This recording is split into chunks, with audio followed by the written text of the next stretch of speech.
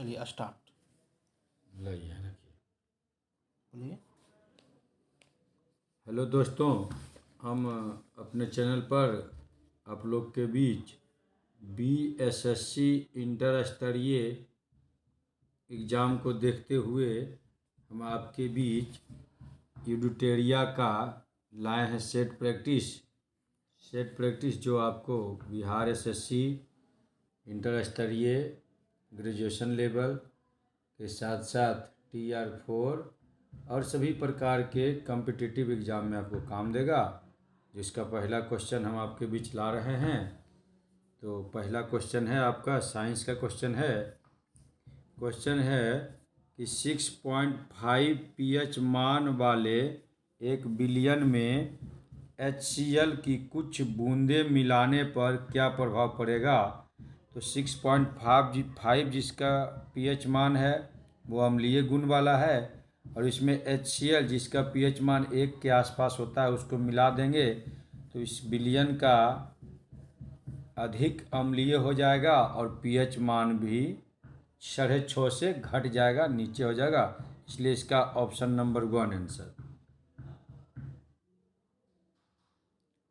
Next question है, अगला question है दोस्तों, रासायनिक परिवर्तन में कौन सी घटनाएं हो सकती है। तो रासायनिक परिवर्तन में हो सकती है रंग में परिवर्तन भी, किसी गैस का बनना भी, और ऊष्मा प्रकाश का उत्सर्जन या अवशोषण भी होता है। अर्थात इनमें सभी प्रकार की घटना होती है रासायनिक परिवर्तन में। तो आंसर हो जाएगा डी, इनमें से सभी। अगला क्वेश्चन है आपके बीच मिलान करने वाला, और हम लोग मिलाएंगे। पहला में दिया हुआ है नायलन एक फाइबर है। दूसरा में PVC थर्मोप्लास्टिक है। और तीसरा में है बैकेलाइट जो है थर्मोसेटिंग प्लास्टिक है। इसका मतलब 1 का 3, 2 का 1 और 3 का 2 ऑप्शन बी में है, इसलिए हमारे आंसर जाएंगे हम लोग बी के साथ। अगला क्वेश्चन है आपके बीच कि विद्युत शक्ति का SI यूनिट क्या होता है। तो विद्युत शक्ति का SI यूनिट वाट होता है, आप सबको पता है। विद्युत शक्ति का SI यूनिट होता है वाट। यहाँ है विद्युत विभव का SI मात्रक होता है वोल्ट। विद्युत विभव का SI मात्रक वोल्ट होता है। अब मेरे को पूछा है क्वेश्चन कि विद्युत शक्ति का SI यूनिट क्या होता है, तो इसका आंसर हो जाएगा सी, वाट। आंसर सी के साथ हम लोग जाएंगे। अब अगला क्वेश्चन है आपके लिए कि हरगोविंद खुराना को किस आविष्कार के लिए सम्मानित किया गया। तो हरगोविंद खुराना को प्रोटीन संश्लेषण के लिए सम्मानित किया गया था, और इनको 1901 के साथ जाएंगे हम लोग। 1968 में इनको नोबेल पुरस्कार भी दिया गया था इसी खोज के लिए, 1968 में। अब अगला क्वेश्चन के साथ जाएंगे। अगला क्वेश्चन हमारा है जीवाश्म ईंधन प्राप्त होता है। तो नाम है जीवाश्म, अर्थात जिसमें जीव का अंश हो। तो जीवाश्म ईंधन जो प्राप्त होगा जीवित जीवों के मूल अवशेष से, जीवित जीवों के मृत अवशेष से। ऑप्शन डी में हमारा ये है कि जीवित जीवों के मृत अवशेष से प्राप्त होता है। अब आपके बीच अगला क्वेश्चन है कि एम्फीबिया बताता है। तो एम्फीबिया क्या बताता है। एम्फीबिया ऐसे को कहते हैं जीव को जो जल एवं स्थल दोनों पर ही रह सकने में सक्षम हो, ऐसे पशु को एम्फीबिया कहते हैं। इसका ऑप्शन डी में है। अब आपके बीच अगला क्वेश्चन है कि मशरूम में पाया जाने वाला पोषण का साधन है। तो मशरूम में जो पाया जाता है मृतपोजीवी जो है मशरूम में पाया जाने वाला पोषण है। अगला क्वेश्चन है पेंडुलम घड़ी तीव्र गति से चल सकती है। तो पेंडुलम घड़ी कब चलेगी। जब उसका छोटा हो जाएगा सुई कांटा, तो कांटा जो होता है सुई का ठंडा में छोटा और गर्मी दिन में लंबा, इसलिए शीतकाल में ठंडा होगा तो जल्दी जल्दी दौड़ेगा। आंसर जाएंगे शीतकाल के साथ, शीतकाल। अगला क्वेश्चन है कि ऊष्मीय आयनिक सिद्धांत एक महत्वपूर्ण देन है। तो ऊष्मीय आयनिक सिद्धांत महत्वपूर्ण देन है M.N. साहा की। किसकी देन है? M.N. साहा की देन है। अगला क्वेश्चन हमारे पास है कि ताप बढ़ने के साथ द्रव की श्यानता। तो ताप बढ़ेगा तो श्यानता घटती है और ताप घटेगा तो श्यानता बढ़ती है, इसलिए हम लोग जाएंगे ऑप्शन बी के साथ जिसमें घटती है। अगला क्वेश्चन है हम लोग का कि कोशिकाओं में मौजूद जेली जैसा तरल पदार्थ कहलाता है। तो कोशिका में जो मौजूद जेली जैसा तरल पदार्थ है वो कहलाता है साइटोप्लाज्म। क्या कहलाता है? साइटोप्लाज्म।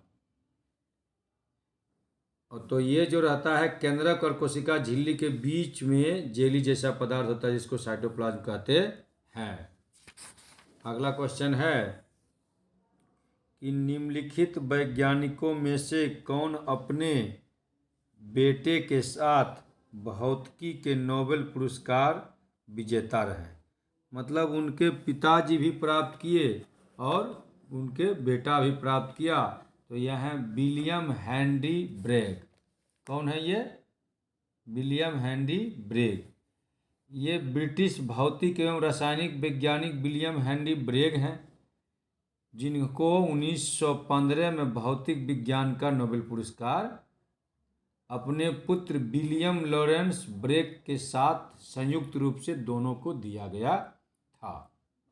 अगला क्वेश्चन है कि एक सितार में किस प्रकार की ध्वनि तरंगें उत्पन्न होती है। तो जो सितार में ध्वनि तरंग उत्पन्न होती है अप्रगामी एवं अनुप्रस्थ। अप्रगामी एवं अनुप्रस्थ हमारा ऑप्शन ए में है, इसलिए ए के साथ जाएंगे। अगला क्वेश्चन है कि किसी ध्वनि की तीव्रता को कम करने के लिए हमें क्या करना चाहिए। तो किसी ध्वनि की तीव्रता को कम करने के लिए ध्वनि के कंपन के आयाम को कम करना चाहिए। आयाम को कम करेंगे तो ध्वनि की तीव्रता स्वयं ही कम हो जाएगी। अब अगला क्वेश्चन है हमारे पास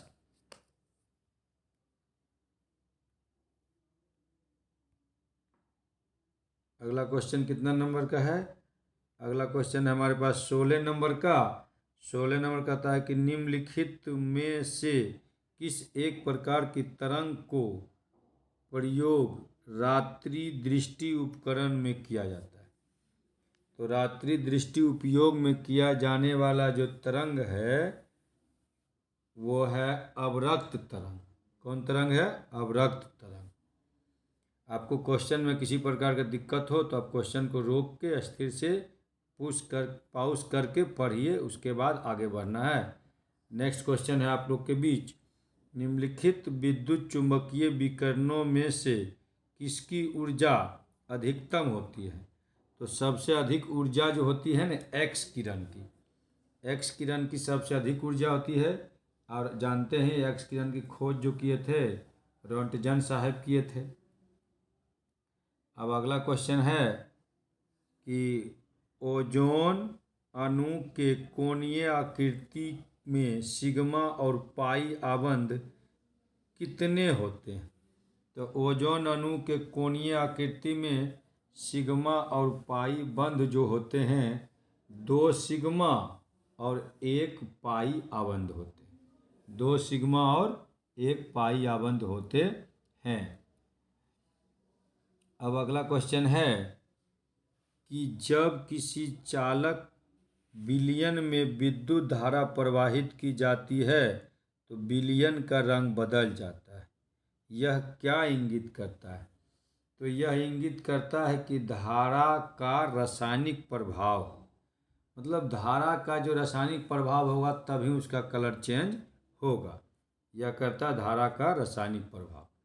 अगला क्वेश्चन है कि श्वसन प्रणाली के किस भाग में गैसीय विनिमय होता है। विनिमय का अर्थ होता है लेन देन, मतलब निकलना और आना। तो गैसीय जो लेन देन होता है विनिमय श्वसन प्रणाली में, उसे कहते हैं एल्वियोली। एल्वियोली क्या कहते हैं उसको? एल्वियोली। अगला क्वेश्चन है कि निम्नलिखित में से कौन सा अंग एक एयर कंडीशनर के रूप में कार्य करता है। तो एयर कंडीशनर क्या करता है हमारे शरीर में? एयर कंडीशनर काम करता है गर्म हवा को बाहर निकालना, ठंडा हवा को लेना। तो जो कहाँ से आपका गर्म हवा निकलता है? तो नासिका से। इसलिए हमारा आंसर हो जाएगा नासिका के साथ जाएंगे। नासिका के माध्यम से हम लोग स्वस्थ। ऐसे भी हम लोग को सांस नाक से लेना चाहिए, मुंह खोलकर नहीं सांस लेना चाहिए।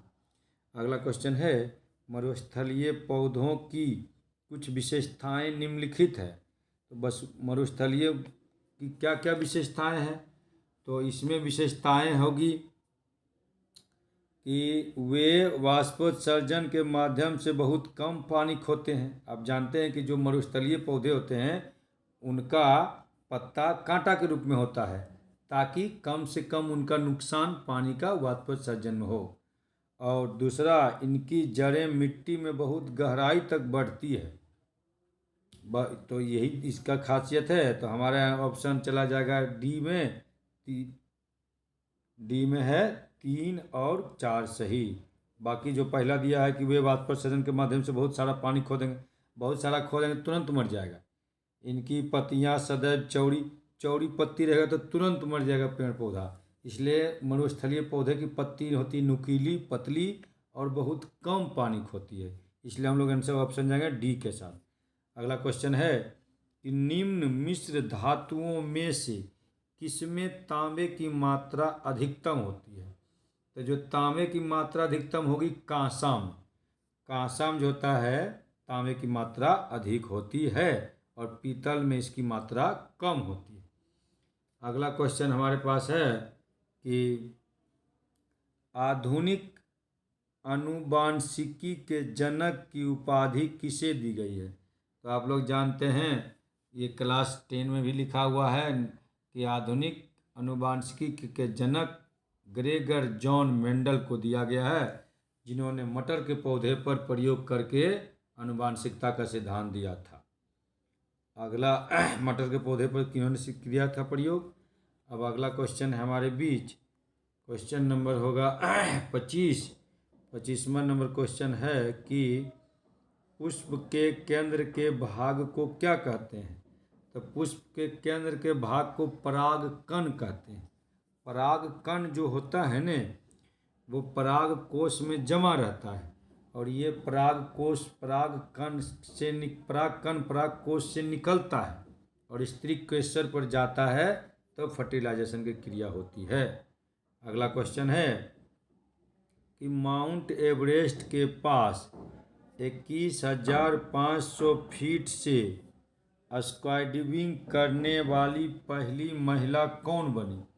तो 21,500 फीट से जो पहली महिला स्काईडाइविंग की थी उनका नाम है शीतल महाजन। इनका नाम है शीतल महाजन। शीतल महाजन जो है ये ऐसी महिला है, भारतीय महिला, जो स्क्वाइडर शीतल महाजन ने दुनिया की सबसे ऊंची चोटी माउंट एवरेस्ट के सामने 21,500 फीट की ऊंचाई से एक हेलीकॉप्टर से छलांग लगाई और नया कीर्तिमान स्थापित किया।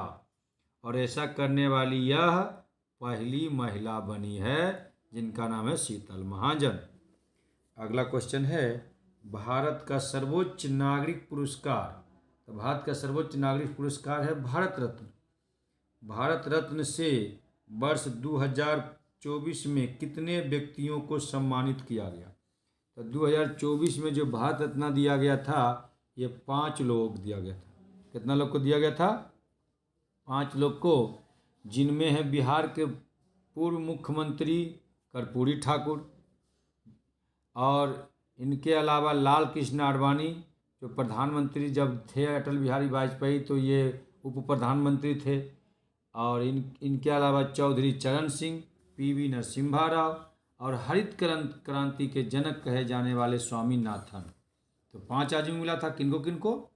कर्पूरी ठाकुर, लाल कृष्ण आडवाणी, चौधरी चरण सिंह, पीवी नरसिम्हा राव जो भूतपूर्व प्रधानमंत्री थे, और हरित क्रांति जो भारत में लाए थे एस स्वामीनाथन।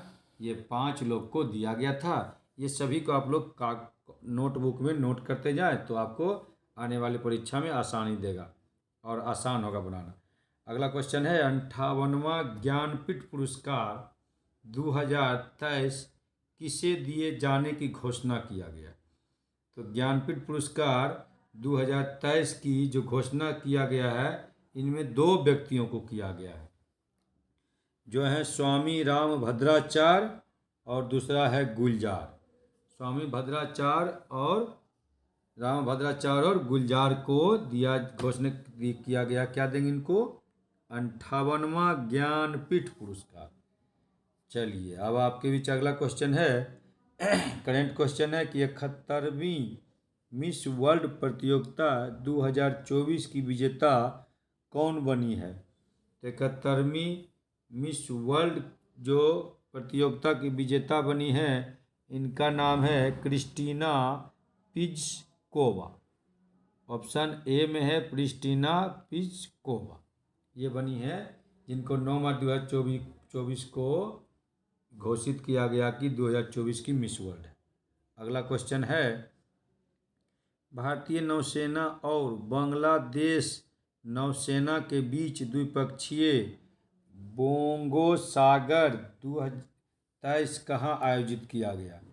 तो बोंगो सागर जो 23 आयोजित किया गया विशाखापत्तनम में। विशाखापत्तनम जो है आंध्र प्रदेश का एक समुद्री तट किनारे बसा हुआ, आंध्र प्रदेश में ये बसा हुआ है एक बंदरगाह है। अब आपके बीच अगला क्वेश्चन है कि रूल्स फॉर लाइफ पुस्तक के लेखक कौन हैं? तो रूल्स फॉर लाइफ पुस्तक के लेखक चेतन भगत साहब। चेतन भगत को जानते हैं ही, IIT मुंबई के ये स्टूडेंट रह चुके हैं। इन्हीं के पुस्तक माई 3 मिस्टेक्स पर बना है फिल्म 3 इडियट्स। चेतन भगत जिन्होंने लिखा रूल्स फॉर लाइफ पुस्तक। अगला क्वेश्चन है कि निम्नलिखित में से किस व्यक्ति ने चिकित्सा विज्ञान में हालिया प्रगति विषय पर मेनदाता कॉन्क्लेव 2023 का उद्घाटन किया?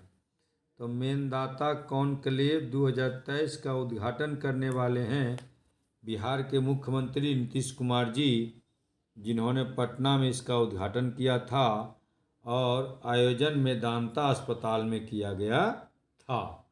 ये कॉन्क्लेव का उद्देश्य जो है ना, बिहार में उपलब्ध स्वास्थ्य सुविधाओं पर प्रकाश डालना और राज्य के लोगों को बेहतर चिकित्सा देखभाल प्रदान करने के लिए उन्हें कैसे बेहतर बनाया जाए, इसके लिए किया गया था। अब अगला क्वेश्चन है आपके बीच, बिहार की किस पंचायत की बाल हितैषी ग्राम पंचायत पुरस्कार जीता? तो बाल हितैषी पुरस्कार पंचायत जो जीता है कोसियांबा।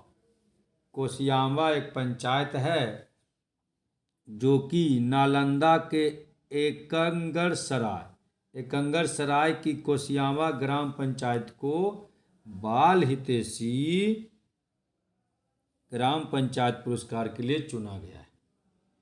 अगला क्वेश्चन है आपके बीच, 2022-23 में निम्नलिखित में से किस राज्य में प्रधानमंत्री जन धन योजना के तहत लाभार्थियों की अधिकतम संख्या रही है? तो सबसे ज़्यादा जो प्रधानमंत्री जन धन योजना का जो लाभार्थी रहा है वह राज्य है बिहार। कौन राज्य है? बिहार। सबसे ज़्यादा जन धन योजना का लाभ मिला राज्य है बिहार। अब अगला क्वेश्चन आपके बीच है कि निम्नलिखित में से किस फुटबॉल खिलाड़ी ने अक्टूबर 2023 में रिकॉर्ड 8वां बेलन डी ओर पुरस्कार जीता।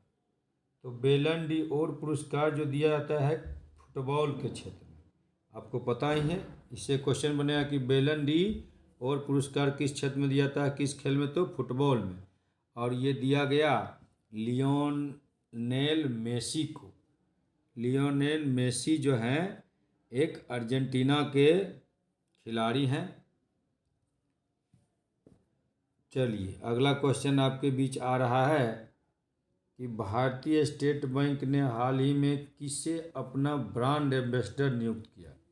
तो आप लोग टीवी में देखते होंगे जो भारतीय स्टेट बैंक का प्रचार कौन करता है, तो सबसे विश्वसनीय बैंक, तो सबसे विश्वसनीय खिलाड़ी MS धोनी, महेंद्र सिंह धोनी वर्तमान में SBI state bank of India के ब्रांड एम्बेसडर हैं। SBI का मुख्यालय मुंबई है। SBI को स्थापना किया था 1955 में। अगला क्वेश्चन है कि निम्नलिखित में से कौन महात्मा गांधी के दांडी मार्च के उद्देश्य से बिल्कुल भी नहीं जुड़ा। मतलब जो इसमें है सब जुड़ा हुआ है, ऐसा कौन सा है जो नहीं जुड़ा।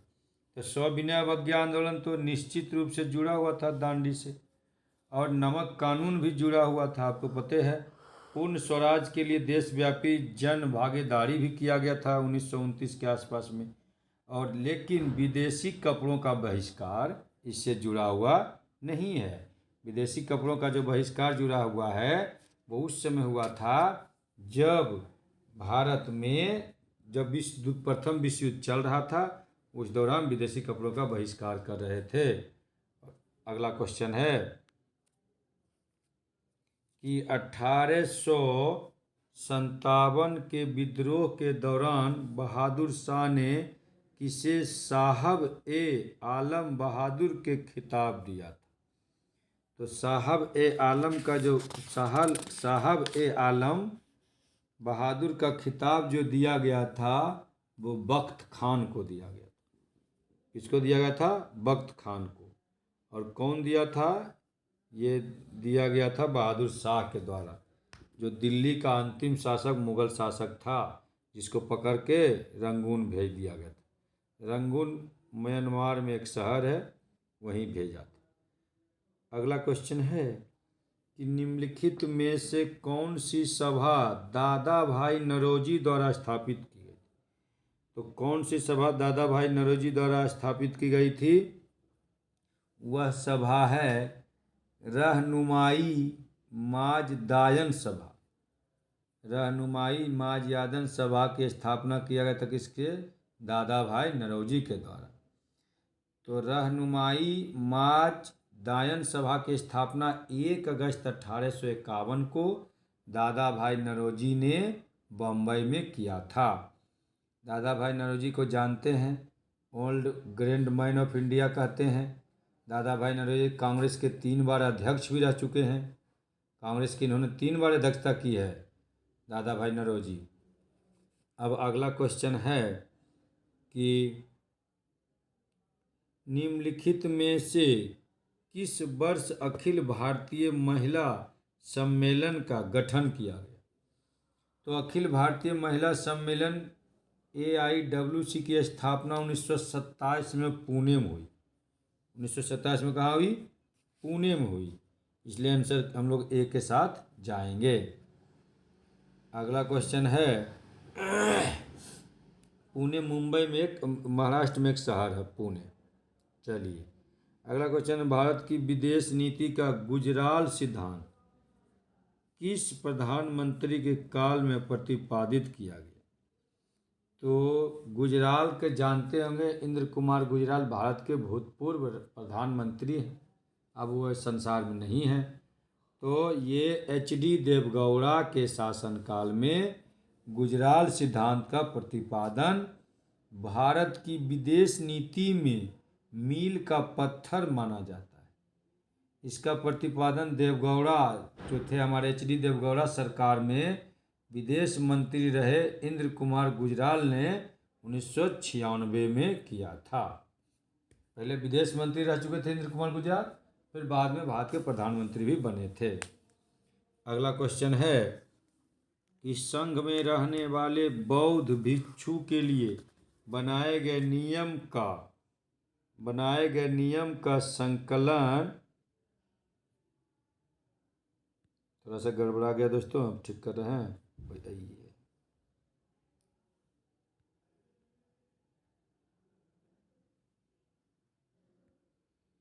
संघ में रहने वाले बौद्ध भिक्षु के लिए बनाए गए नियमों का संकलन किस ग्रंथ में? तो नियम जो होगा विनय पिटक में, किसमें है? विनय पिटक में नियम है। आंसर हम लोग डी के साथ जाएंगे। अगला क्वेश्चन है, गुप्त वंश का अंतिम शासक निम्नलिखित में से कौन है? तो गुप्त वंश के अंतिम शासक तो हैं विष्णुगुप्त साहब, और जानते हैं गुप्त वंश के संस्थापक श्री गुप्त को भी माना जाता है कि श्री गुप्त ने गुप्त वंश की स्थापना की, और अंतिम शासक विष्णुगुप्त हैं। अगला क्वेश्चन है, किस मौर्य स्तंभ के शीर्ष पर एक विशाल हाथी स्थापित किया गया? तो जो मौर्य वंश के जो मौर्य स्तंभ बनाए गए थे उसके शीर्ष पर एक विशाल हाथी जो बनाया गया था वह है संकिसा स्तंभ। कौन स्तंभ है? संकिसा स्तंभ।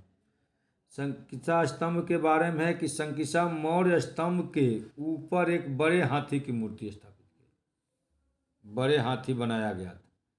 अब अगला क्वेश्चन है कि जब भारतीय राष्ट्रीय कांग्रेस ने भारत छोड़ो आंदोलन प्रस्ताव पारित किया, आप जानते हैं कि भारत छोड़ो आंदोलन प्रस्ताव पारित किया गया था 1942 में। जब पारित किया गया था कांग्रेस के अध्यक्ष कौन थे? तो कांग्रेस के अध्यक्ष जो थे मौलाना अबुल कलाम आज़ाद थे, और मौलाना अबुल कलाम आज़ाद के बारे में जानते हैं, भारत के प्रथम शिक्षा मंत्री थे और सबसे युवा कांग्रेस के अध्यक्ष भी बने थे। अब अगला क्वेश्चन है आपके बीच, पांडुलिपियों का क्या अर्थ होता है?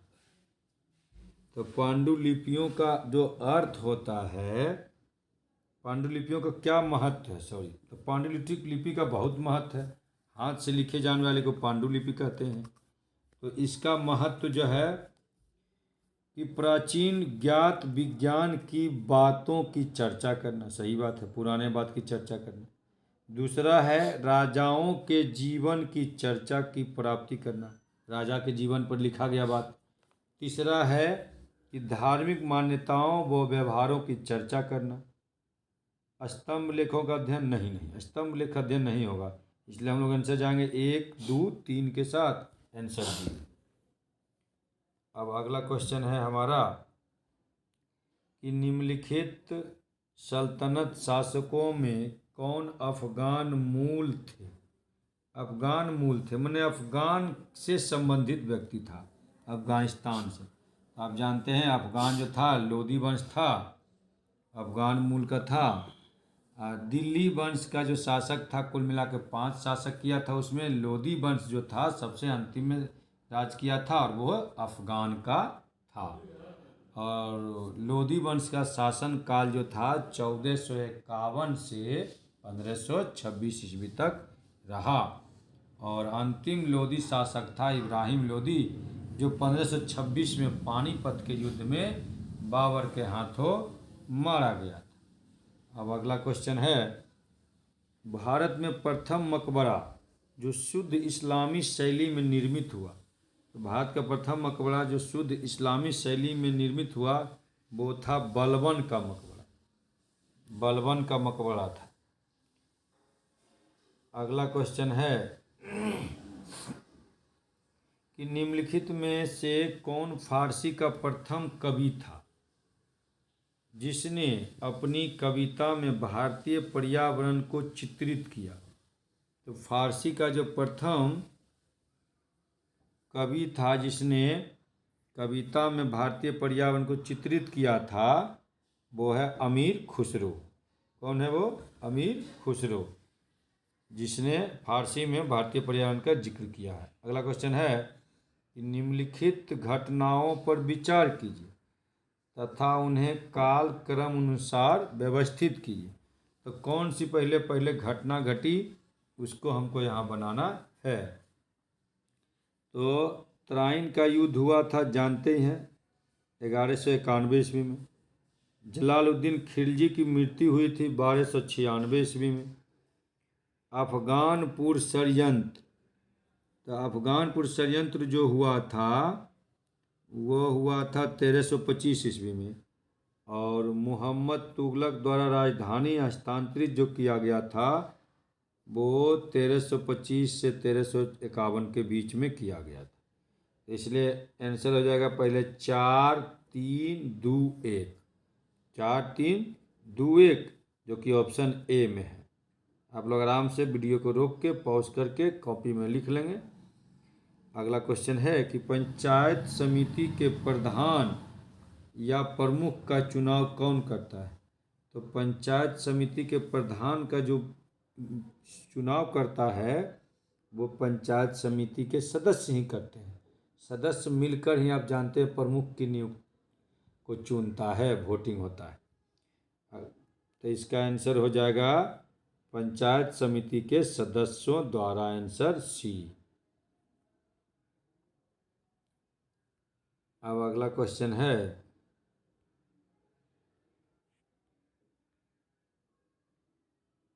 कि राज्य के नीति निर्देशक सिद्धांत को भारतीय संविधान में शामिल किए जाने के उद्देश्य क्या है। तो राज्य का नीति निर्देशक को जो शामिल किया गया है उसका उद्देश्य समाज के कल्याण करना। तो हो जाएगा इसका आंसर सामाजिक और आर्थिक प्रजातंत्र को स्थापित करना। मतलब समाज का कल्याण कैसे हो उसके लिए नीति निर्देशक तत्व को बनाया गया। अगला क्वेश्चन है कि संघीय सरकार का सबसे महत्वपूर्ण लक्षण क्या है। तो संघीय सरकार का सबसे जो महत्वपूर्ण लक्षण है संघ एवं राज्य सरकारों के बीच शक्तियों का विभाजन। संघीय सरकार का सबसे महत्वपूर्ण लक्षण संघ और राज्य के बीच शक्ति का विभाजन, किसको कितना शक्ति है। अगला क्वेश्चन है बहुत आसान कि भारतीय संविधान को बनाने में कितना समय लगा। ये तो आप जानते ही हैं कि 2 वर्ष 11 महीना 18 दिन लगा। इसका आंसर हो जाएगा ए। अगला क्वेश्चन है कि भारतीय संविधान के निम्न में से किस अनुच्छेद के अंतर्गत अनुच्छेद 19 स्वतः निलंबित हो सकते हैं। तो ये जो स्वतः निलंबित हो सकते हैं 359 के तहत आपात के समय स्वतः निलंबित किए जा सकते हैं।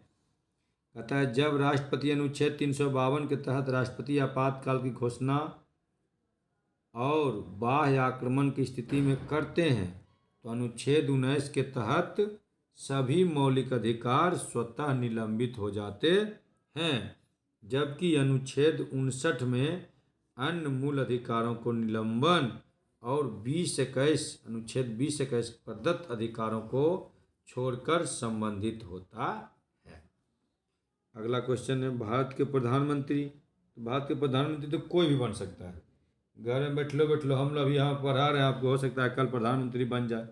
कोई भी बन सकता है, आप भी बन सकते हैं। इसलिए भारत के प्रधानमंत्री की नियुक्ति होती है, किसी को भी नियुक्त किया जा सकता है।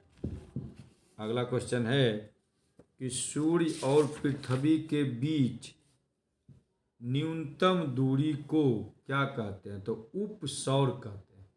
न्यूनतम दूरी को उपसौर और न्यूनतम दूरी को उपसौर कहते हैं, अधिकतम दूरी को अपसौर कहते हैं। जब अधिक दूर सूर्य पृथ्वी के दूर चले जाते हैं उसको अपसौर कहते हैं। अधिक दूरी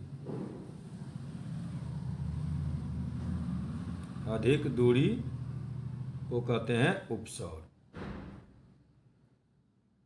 और कम दूरी को कहते हैं उपसौर, अधिक को अपसौर। अ मने दूर, उ मने नजदीक। कहता है कि निम्नलिखित में से किस भारतीय राज्य की सीमाएं भूटान राष्ट्र के साथ नहीं मिलती। तो भूटान राष्ट्र के साथ कौन नहीं मिलती है। तो भूटान जानते हैं हमारा पड़ोसी मुल्क है जिससे पश्चिम बंगाल की सीमा मिलती है, अरुणाचल प्रदेश की सीमा मिलती है, सिक्किम की मिलती है, मेघालय का नहीं मिलता। मेघालय उधर से घिरा हुआ बीच में है, इसलिए मेघालय की सीमा नहीं मिलती। अगला क्वेश्चन है, सूची का मिलान करें। जनजाति, समूह और देश। तो ये तो आप सब जानते हैं, एकमात्र यहूदियों का देश कौन है? इजराइल है। तो एक का आंसर हो जाएगा 4। डेटा, डेटा जो है वो होता है लीबिया में। डेटा कहाँ है? लीबिया में। तो 2 का हो जाएगा 3। 1 का 4 है, बी में, सी में भी है। 1 का 2 इजराइल है। हाँ, इजराइल किस में है? यहूदी होगा इजराइल। यहूदी का इजराइल किस में है? 4 में। और डेटा हो जाएगा लीबिया में, और बेजा हो जाएगा मिस्र में, और लूड हो जाएगा ईरान में। तो ऐसा ऑप्शन किसके साथ है? डी के साथ।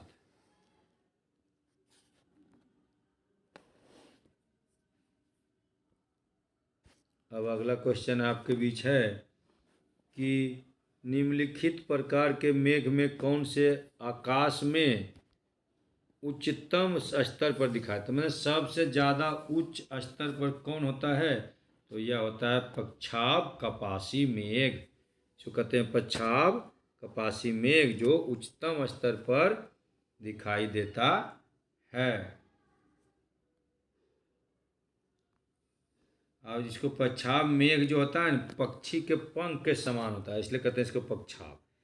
नीचे है कि निम्नलिखित नीचे 4 नदियों के नाम दिए हैं, लंबाई के दृष्टिकोण से इन नदियों का घटता हुआ क्रम सबसे लंबा से आरंभ करके सबसे छोटा बताना है। तो सबसे बड़ी नदी है, सही सब दक्षिण भारत की नदी गोदावरी जानते ही हैं, जिसकी लंबाई है 1465। तो सबसे पहले हो जाएगा गोदावरी, ऑप्शन 3। दूसरा है कृष्णा नदी, जिसकी लंबाई लगभग 1400 किलोमीटर है। तीसरा नदी है कृष्णा, जिसकी लंबाई लगभग कृष्णा की लंबाई लगभग 1400 है, और नर्मदा की लंबाई 1312 है, और महानदी की लंबाई 815 है। तो ऑप्शन डी के साथ चले जाएंगे। 3, 2, 4, 1। 3, 2, 4, 1। आप लोग लिखना चाहते लिख लें। गोदावरी की लंबाई 1465, कृष्णा की लंबाई 1400 किलोमीटर, नर्मदा की लंबाई 1312 किलोमीटर, और महानदी की लंबाई 815 किलोमीटर। अगला क्वेश्चन है 62वां नंबर क्वेश्चन कि भारत की क्षेत्रीय सीमा तट के कितने समुद्री मील किलोमीटर तक समुद्र की ओर फैली हुई है? तो आप भली भांति जानते हैं कि 12 नॉटिकल मील 12 नॉटिकल मील तक फैली हुई है, और 1 नॉटिकल मील में होता है 1.852 किलोमीटर। तो इसको आप गुना करेंगे नॉटिकल मील को, तो लगभग 21.9 या 22 किलोमीटर के लगभग होता है। अगला क्वेश्चन है, निम्नलिखित में कौन सा एक युग्म गलत सुमेलित, यानी सुमेलित सही नहीं है? तो हमारे पास दिया हुआ है कि पीर पंजा लघु हिमालय का हिस्सा है, ये सही है। दूसरा दिया हुआ कंचनजंगा लघु हिमालय, ये गलत है। कंचनजंगा जो है ये लघु हिमालय दिया हुआ है, ये गलत है। कंचनजंगा लघु हिमालय दिया हुआ गलत है, इसलिए आंसर हो जाएगा इसका बी नंबर। आंसर हो जाएगा बी के साथ जाएंगे हम लोग। अगला क्वेश्चन है कि भारतीय मुद्रा बाजार के अंतर्गत निम्नलिखित में कौन शामिल नहीं है? तो मुद्रा बाजार में जो है शामिल नहीं है वो है भारतीय औद्योगिक विकास बैंक, IDBI। IDBI जो है ये मुद्रा बाजार के अंतर्गत शामिल नहीं है। अगला क्वेश्चन है भारत में नाबार्ड बैंक पुनर्वित्त उपलब्ध नहीं कराता है, तो पुनर्वित्त उपलब्ध किसको नहीं कराता है? तो ये अनुसूचित व्यापारिक बैंक को कराता है, क्षेत्रीय ग्रामीण बैंक को कराता है, राज्य भूमि विकास बैंक को कराता है, लेकिन ये जो आयात निर्यात बैंक है इसको यह उपलब्ध नहीं कराता है। इसलिए आंसर सी के साथ जाएंगे हम लोग कि इसको यह वित्त उपलब्ध नहीं कराता है। अगला क्वेश्चन है कि किस बजट में वित्त मंत्री ने उदारीकृत विनिमय दर प्रबंधन प्रणाली की घोषणा की है? यानी किस बजट में जो है उदारीकृत विनिमय दर प्रबंधन की घोषणा की है? तो यह है यूनियन बजट 1992-93। यूनियन बजट कहते हैं जब भारत सरकार पेश कोई करती है बजट तो उसे यूनियन बजट कहा जाता है। अब अगला क्वेश्चन है आपके बीच, रामसर सम्मेलन किससे संबंधित है? तो आप तो जानते हैं रामसर सम्मेलन किससे संबंधित है, आर्द्रभूमि के लिए है। तो रामसर सम्मेलन जो है 1971 में ईरान के रामसर शहर में रामसर सम्मेलन पर हस्ताक्षर किया गया था।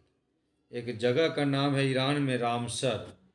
तो इसका उद्देश्य था कि आर्द्रभूमि को बचाना और भारत का जो सुंदरबन आर्द्रभूमि भारत का सबसे बड़ा रामसर स्थल है। भारत का सबसे बड़ा सुंदरबन आर्द्रभूमि सबसे बड़ा रामसर भारत का है। अगला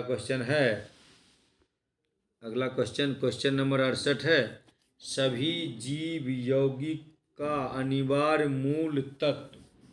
तो जितना भी जीव है जलने वाला तो जलेगा तो कार्बन निकलेगा, इसलिए संसार के सभी जैव पदार्थ में कार्बनिक यौगिक के बने होते हैं, इसीलिए सबका अनिवार्य रूप से हो जाएगा मूल तत्व कार्बन। इसलिए ऑप्शन जाएंगे हम लोग सी के साथ। ऑप्शन हमारा सी जाएगा कार्बन के साथ। अब अगला क्वेश्चन है कि निम्नलिखित में से कौन सही सुमेलित नहीं है? तो 4 में से एक सही सुमेलित नहीं है, बाकी सब सही सुमेलित है। तो लिखा हुआ है कि क्लोरोमाइसोटीन टाइफाइडांसी सही है। क्लोरो टाइफाइड होता है तो बीमारी बुखार में देता है। दूसरा है क्रिस्टल वायलेट प्रतिरोधी के लिए है। तीसरा है क्विनिन, मलेरिया जानते ही आप, कुनैन के छाल से निकाला जाता है क्विनिन को। चौथा जो लिखल है एस्पिरिन निश्चेतक, यह गलत लिखा हुआ है। एस्पिरिन जो होता है ना दर्द निवारक होता है, एस्पिरिन का उपयोग हम लोग करते हैं दर्द निवारक के रूप में। अगला क्वेश्चन है कि बेसल कन्वेंशन प्रदान करता है। कन्वेंशन में बैठक होता है, किसी चीज़ पर विचार करने के लिए बैठक किया जाता है। तो बेसल कन्वेंशन जो हम लोग को प्रदान करता है विभिन्न देशों के बीच खतरनाक कचरे के पारगमन आंदोलन को नियंत्रित करने के लिए अंतर्राष्ट्रीय निर्देशन है। बेसल कन्वेंशन जो हुआ था दोस्तों 1989 में हुआ। बेसल कन्वेंशन कब हुआ था? 1989 में हुआ। अगला क्वेश्चन है क्वेश्चन नंबर 71 है कि जैविक ऑक्सीजन मांग BOD, जैविक ऑक्सीजन मांग किसके लिए एक मानक मापदंड है? तो यह है जलीय पारिस्थितिक तंत्र में प्रदूषण के आपामान के लिए। जलीय पारिस्थितिक तंत्र में प्रदूषण के आपामान के लिए, आमापन के लिए मतलब मापा जाता है प्रदूषण कितना है। अगला क्वेश्चन है कि वियतनाम की राजधानी बहीन, तो बहीन तो हनोई यानी बहनोई, वियतनाम की राजधानी हो जाएगा हनोई। वियतनाम की राजधानी कहाँ है? हनोई। अगला क्वेश्चन है कि निम्नलिखित में से कौन भारत के सर्वोच्च सैन्य अलंकरण परमवीर चक्र के पहले प्राप्त करता था? तो जो सबसे पहले पाए थे परमवीर चक्र वो पाए थे मेजर सोमनाथ शर्मा। कौन पाए थे? मेजर सोमनाथ शर्मा को दिया गया था परमवीर चक्र। परमवीर चक्र पाने के लिए मेजर सोमनाथ शर्मा भारतीय सेना की कुमायूं रेजिमेंट की 4थी बटालियन की डेल्टा कंपनी के कमांडर थे। 4थी बटालियन की डेल्टा कंपनी के कमांडर थे। आपको पता है कि 1947 में जो भारत और पाकिस्तान में संघर्ष हुआ था उसमें हिस्सा लिए थे सोमनाथ शर्मा। उन्हें भारत सरकार ने मरणोपरांत परमवीर चक्र दिया था। और ये सोमनाथ शर्मा प्रथम भारतीय थे जिनको दिया गया था परमवीर चक्र। अगला क्वेश्चन है, कौन सा अंतर्राष्ट्रीय संगठन बैडमिंटन का वर्तमान शासी निकाय है? तो बैडमिंटन वर्ल्ड फेडरेशन, इसको शॉर्टकट में कहते हैं BWF, बैडमिंटन वर्ल्ड फेडरेशन, इसका संगठन का वर्तमान शासी निकाय है। इसको जो है अंतर्राष्ट्रीय ओलंपिक समिति द्वारा स्वीकार किया गया है। और बैडमिंटन जो है वर्ल्ड फेडरेशन की स्थापना 1934 में हुई थी। कब हुई थी? 1934 में। अब अगला क्वेश्चन है कि निम्नलिखित में किस क्रिकेट खिलाड़ी ने राजीव गांधी खेल रत्न पुरस्कार कभी प्राप्त नहीं किया? तो राजीव गांधी खेल रत्न पुरस्कार का नाम बदलकर कर दिया गया है मेजर ध्यानचंद खेल पुरस्कार। और इसमें विराट कोहली को मिला है, सचिन तेंदुलकर साहब को भी मिला है। सचिन तेंदुलकर तो एकमात्र खिलाड़ी हैं जिनको भारत रत्न भी मिला है, जानते हैं आप। महेंद्र सिंह धोनी को भी मिला है। लेकिन हमारे बाएं हाथ के बल्लेबाज शिखर धवन को कभी भी राजीव गांधी खेल रत्न पुरस्कार नहीं मिला। तो हमारा आंसर हो जाएगा शिखर धवन। हम लोग जाएंगे शिखर धवन के साथ। C number option. चलिए, सी में है शिखर धवन, जिनको अब तक नहीं मिला है खेल। अगला क्वेश्चन, x का वह सबसे छोटा मान ज्ञात करें ताकि 1517 गुना इतना 12 से विभाज्य हो जाए। तो इसका आंसर हो जाएगा 2। अब तो जानते हैं कि 12 से विभाज्य वही होगा दोस्तों जो 3 से भी कट जाए और 2 से भी कट जाए। इसलिए हम लोग आंसर जाएंगे 2 के साथ। 77 का है, आप लोग क्वेश्चन नोट कर लेंगे और आराम से बना लेंगे। हम आपको आंसर बताते हैं, पूरे सेट का आंसर आपको बता देंगे, आप आराम से बना लेंगे। अगला क्वेश्चन है, क्वेश्चन क्या है 77 का 77 क्वेश्चन क्या है?